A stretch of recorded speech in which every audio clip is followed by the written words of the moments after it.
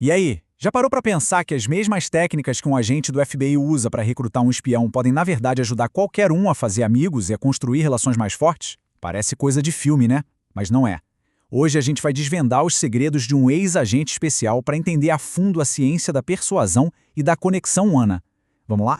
Essa frase do autor, o ex-agente do FBI Jack Schaefer, já diz tudo. A gente precisa esquecer aquela ideia de manipulação. O lance aqui é construir uma conexão tão genuína, mas tão genuína, que um adversário vira um aliado por vontade própria. É a amizade usada como a maior ferramenta de persuasão que existe. Para a gente ver isso funcionando na vida real, vamos analisar um caso de contra-espionagem que aconteceu de verdade. A missão era essa: recrutar um diplomata estrangeiro, codinome Gaivota, para virar um informante do FBI. O desafio: como é que se faz um espião que foi treinado para desconfiar de todo mundo, confiar em alguém? Olha, a abordagem não teve nada a ver com o filme de ação. Foi um jogo de paciência, um processo lento, metódico. Durante meses, o agente Charles não falou uma única palavra. Ele simplesmente existiu no mundo do Gaivota. Primeiro era só um rosto na multidão, na mesma rua. Depois, uma presença silenciosa no mesmo mercado.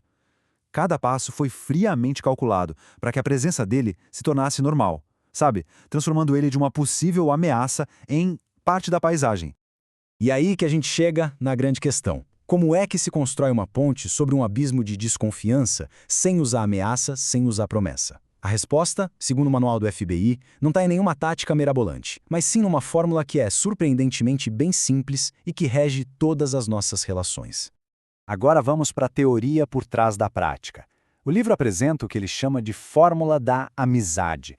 É um conjunto de 4 elementos que, segundo o autor, comandam todas as relações humanas. Pensa bem, desde aquela amizade que surge com um colega de trabalho até um relacionamento amoroso. Tudo, absolutamente tudo, segue essa mesma fórmula. Tá aqui ela: proximidade, frequência, duração e intensidade. Pode parar e pensar em qualquer relacionamento importante na sua vida. É quase certeza que esses 4 elementos estão lá, bem presentes. Cada um deles é uma variável que a gente pode ajustar para construir ou, como a gente vai ver mais tarde, até para dissolver uma conexão. O primeiro pilar é a proximidade. É basicamente estar no mesmo espaço físico. Pensa nos amigos da escola ou do trabalho. A amizade provavelmente começou porque você estava no mesmo lugar, na mesma hora. No caso do Gaivota, o agente Charles primeiro precisava estar lá. A simples exposição a alguém com o tempo já torna a gente menos ameaçador e mais familiar. Aí na sequência vem frequência e duração, que andam de mãos dadas. É como regar uma planta, sabe? Não adianta regar uma vez só e esperar que ela cresça. Tem que ser com frequência e pelo tempo certo. O Charles foi aumentando aos pouquinhos a frequência dos encontros e a duração do contato visual, transformando um estranho numa presença familiar e até previsível. O último elemento, e talvez o mais poderoso de todos, é a intensidade. E do que se trata isso? É sobre satisfazer as necessidades da outra pessoa. Pode ser algo simples, como fazer um elogio sincero, que satisfaz a necessidade de validação, ou ouvir um problema com atenção, que satisfaz a necessidade de ser ouvido. No comecinho, com o Gaivota, a intensidade foi baixa. O Charles focou em uma única necessidade, a curiosidade. A presença dele, silenciosa e intrigante, foi o suficiente para criar a base da primeira conversa. Ok. Mas e aí? Como é que a gente aumenta essa tal de intensidade numa interação sem nem precisar abrir a boca? A resposta está na comunicação não verbal. São aqueles sinais silenciosos que nosso corpo envia e que acabam revelando nossas verdadeiras intenções. O livro usa uma metáfora que é, olha, perfeita, a dos vagalumes. Eles piscam para sinalizar se são amigos ou inimigos.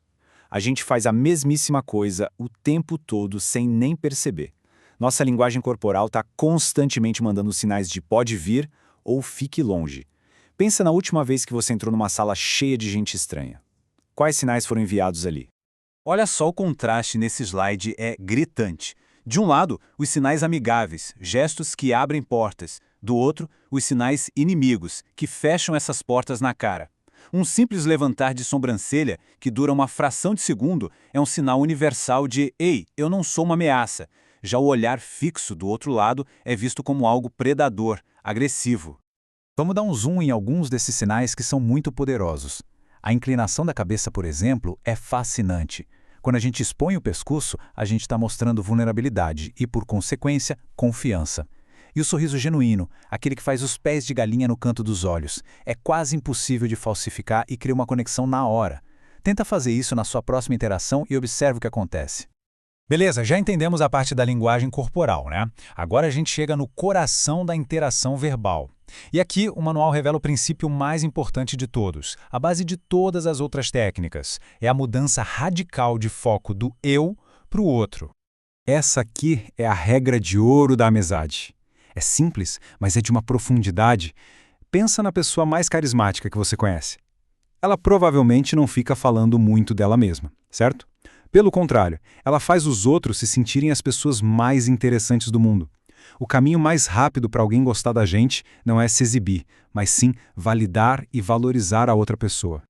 E uma ferramenta super poderosa para colocar essa regra em prática é o que se chama de declaração empática. Em vez de dizer, eu entendo, que acaba trazendo o foco de volta para si, a ideia é refletir o sentimento da outra pessoa. Por exemplo, nossa, então parece que essa situação foi muito frustrante para você. Por que isso funciona?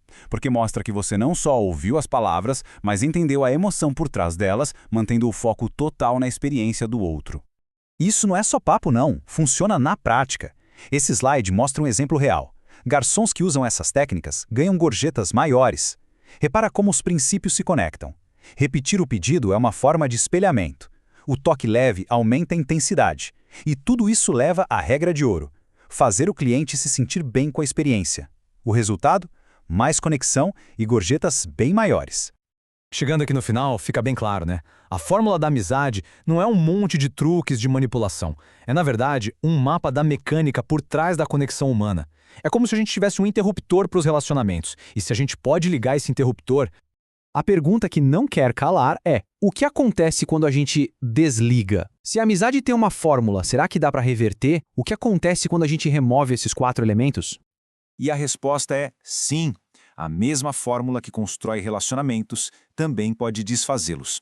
Ao reduzir aos pouquinhos a proximidade, a frequência, a duração e a intensidade, uma conexão pode se dissolver de forma natural, sem o trauma de um confronto direto. Isso nos dá um poder enorme sobre nosso mundo social. A amizade, no fim das contas, não é mágica. É ciência. E agora, a fórmula é conhecida. A questão que fica é como ela vai ser usada.